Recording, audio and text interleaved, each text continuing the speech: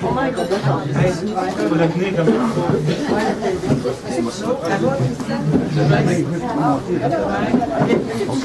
oui. Comme ça, là, c'est bien important.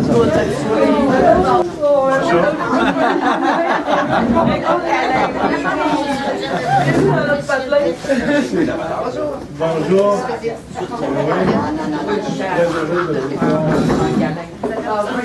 Oh, je vais le faire moi aussi avec un Pas de faire mal. On passe? Ben oui. Bonjour mon ami. Bonjour. Bonjour. Salut, c'est toi? Il faut partout protéger la richesse. On parle beaucoup de créer la richesse, hein, c'est un mot galvaudé souvent par les politiciens ou les gens qui...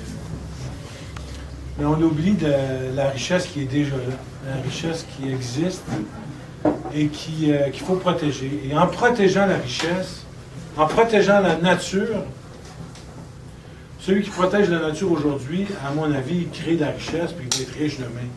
Et plus ça va aller, plus ça va être le cas. Et puis, dans ce cas ici, c'est clair que on est un peu au théâtre de l'absurde. C'est un projet absolument étonnant. Souvent, quand je vais appuyer une cause,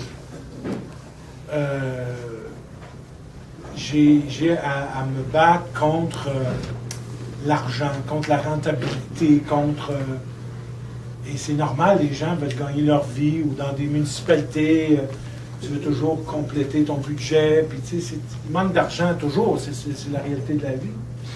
On a souvent à se battre contre ça, mais d'autre côté, d'autre part, on va perdre quelque chose, on va perdre la beauté, on se fait dire, ah, les poètes, ah, des... Mais là, dans ce cas-ci, c'est un cas absolument incroyable. Je dis, c'est rare qu'on voit ça. Mais c'est rare, en fait. On l'avait vu avant, un peu, avec ces projets de petits barrages un peu partout, qui sont, la plupart du temps, qui ne sont pas rentables.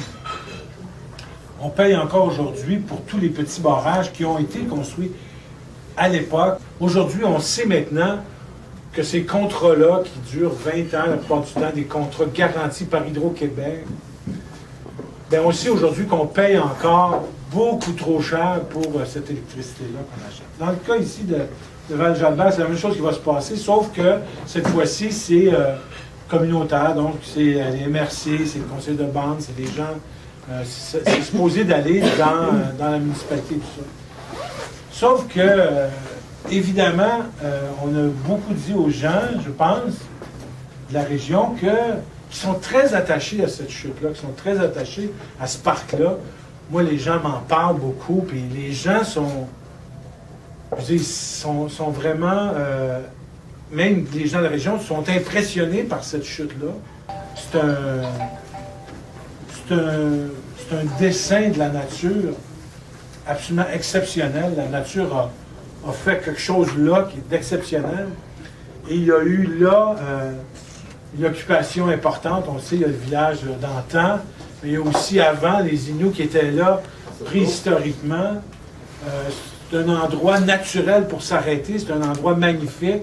Et de tout temps, les humains se sont arrêtés là, puis ont profité de cette magnificence, de ce que moi j'appelle une cathédrale d'eau, parce que c'est un endroit où c'est comme si tu étais dans une cathédrale, c'est immense, c'est haut, puis tu as envie de te recueillir, tu as envie de te retrouver avec toi-même, tu es confronté à l'univers, à tout ça, dans ces endroits-là. Alors c'est une richesse incroyable. Et les gens, on leur a dit beaucoup, ben là, la chute, elle ne sera pas affectée, c'est presque rien, on a une petite turbine en haut, là, tu sais, mais ça ne changera rien. C'est un peu ce qu'on a fait croire aux gens, c'est ce qu'on a dit, et c'est ce qu'on dit souvent partout. Ils vous disaient la même chose à Trois-Pistoles, ça ne changera pas grand-chose. Mais on le sait maintenant, parce que là, on les a, les chiffres, on les a vus sortir, là, on a exactement la quantité d'eau qu'ils vont laisser passer minimalement dans la chute.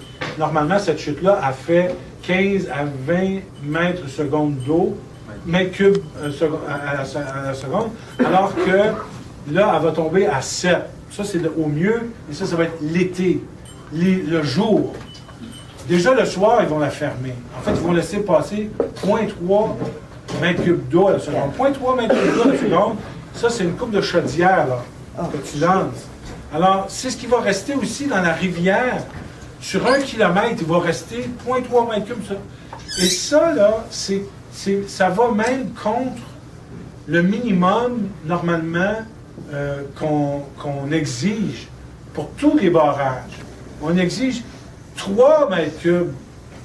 On n'exige pas 0,3 mètres cubes, on exige 3 mètres cubes partout. Sur tous les barrages, quand on harnache une rivière, c'est le minimum que le ministère de l'Environnement va accepter dans une rivière comme celle-là. Donc, on va, en d'autres mots, assécher la rivière, et ça sur une distance énorme. Pas juste un peu, là. Sur 1 kilomètre, ou presque, c'est 900 mètres. Ça, c'est presque 1 kilomètre où est-ce que la rivière va être asséchée à tous les soirs. Comment on peut comprendre que des gens pensent faire ça? Je ne le sais même pas. Je ne le sais même pas, même si c'était payant. Même si c'était payant, même si c'était rentable, tu te dis, mais coudonc, on va détruire quelque chose qui attire les gens, qui est le 2e site le plus visité, je pense, au Lac-Saint-Jean. Et ça pourrait l'être plus si on ouvrait le chemin l'hiver pour y aller, au lieu de le fermer. Puis là, cette chute-là, évidemment, et cette portion de rivière-là va être fermée tout l'hiver. Donc, j'aimerais bien voir la réaction des gens de Québec si on faisait ça à la chute Montmorency. Ça serait... Les gens diraient, voyons donc, c'est pas possible.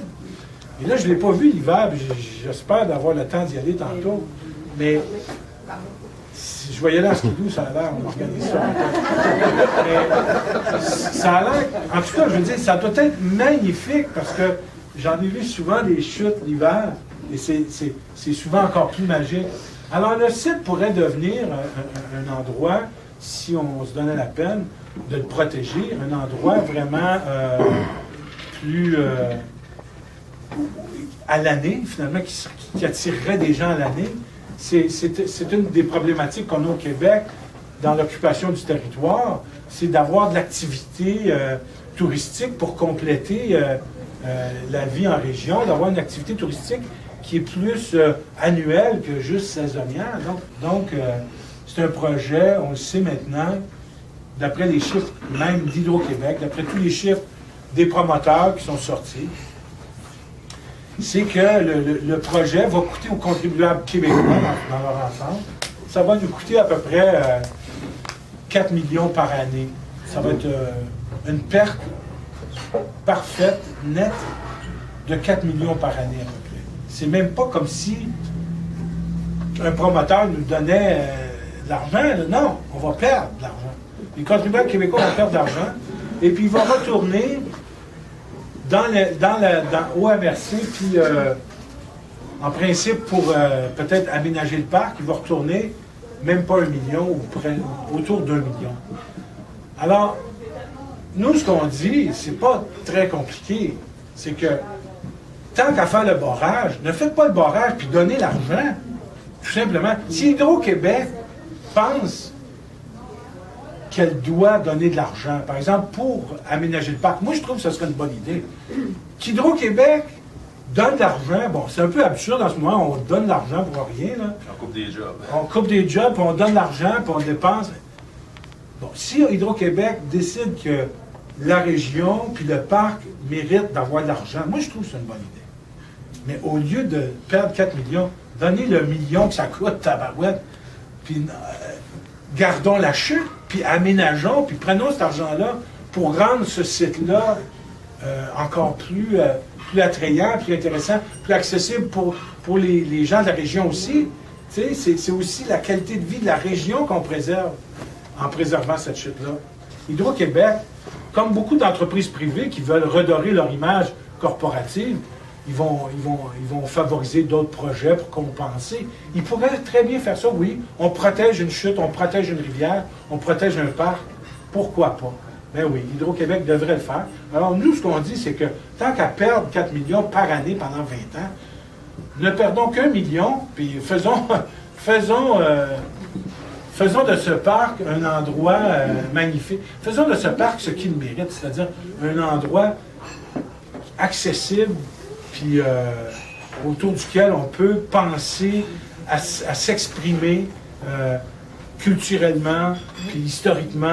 Détruisez pas la poule au jeu d'or en partant. Ils s'en vont s'attaquer à ce qui fait qu'il y a un parc là, à ce qui fait que les gens vont là. On va s'attaquer à ça. Alors voilà, c'est à peu près le gros. C'est le cœur du village. Oui.